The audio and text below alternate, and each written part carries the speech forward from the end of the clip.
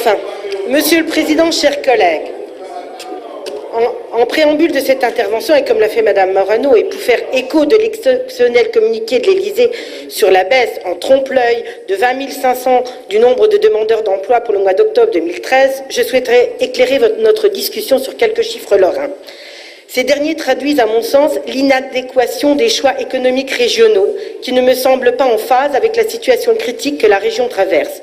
Entre septembre 2012 et septembre 2013, la Lorraine enregistre une augmentation de 10 820 demandeurs d'emploi de catégorie A, soit une hausse de 9,4. Pour les jeunes de moins de 25 ans à la recherche d'un emploi, leur nombre a augmenté de 5,5 en Lorraine contre 3,6 pour le reste de la France. Le chômage de longue durée est en hausse de 17% par an. Sur un an, la hausse du nombre de catégories B et C contre 7,3 en France métropolitaine.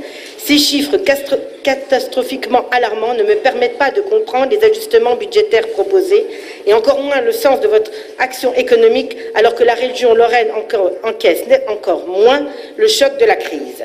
Cette décision modificative traduite par le surchiffrage de vos prétentions à l'occasion des BP et des BS qui ne se traduisent systématiquement pas par de décourageants ajustements en cours d'exercice ou des restes à réaliser conséquents révélés à l'occasion de l'examen des comptes administratifs. Par cette décision modificative, vous amputez l'action économique de plus de 11 millions d'euros, dont plus de 8 millions au titre de l'investissement, soit une baisse de 12,9 par rapport au budget primitif. Le paroxysme du non-sens apparaît lorsqu'on constate une diminution de l'aide aux entreprises qui passe de 21 millions à 16 millions, soit une baisse de 24,8%.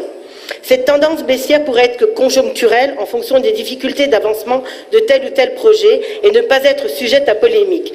Néanmoins, l'examen des documents budgétaires précédents nous indique une inquiétante récurrence du procédé qui consiste, à l'image de François Hollande, à rabattre vos prétentions, à esquiver lorsque votre action est confrontée à la réalité du terrain. À titre d'illustration, si l'on se penche sur le CA de 2012, le budget économique réalisé s'élevait à près de 57 millions.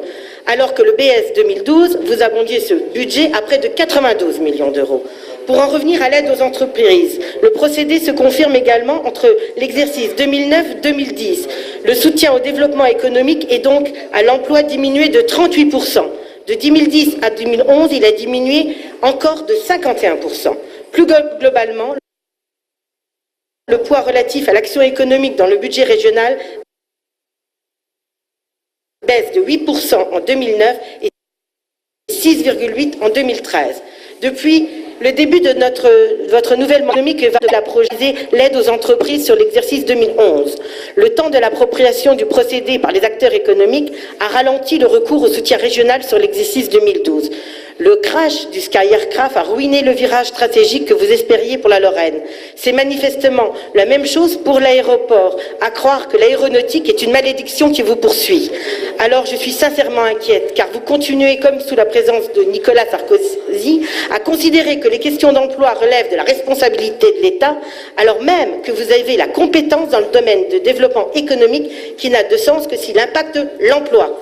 Or, cet impact fait gravement défaut. Votre action n'a de fait pas de sens. Ironie du sort, sur le volet cohésion sociale, vous retranchez 400 000 € au secteur de la vie associative sur des dispositifs de soutien à la création d'emplois. Je parle d'ironie dans le sens où dès qu'il est question d'emploi, la situation vous échappe, alors peut-être est-il temps de s'interroger sur la pertinence des outils mis en œuvre et d'arrêter cette fuite en avant marquée par des contre-feux. Je pense à Lorraine 2020, le pacte lorrain, qui nous détourne de la préoccupation immédiate des Lorrains, l'emploi.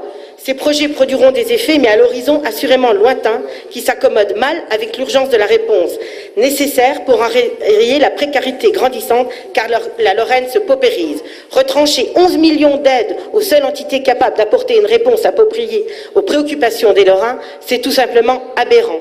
Et je ne comprends pas votre entêtement, Monsieur le Président, mais je vous remercie de votre attention. Merci, Madame.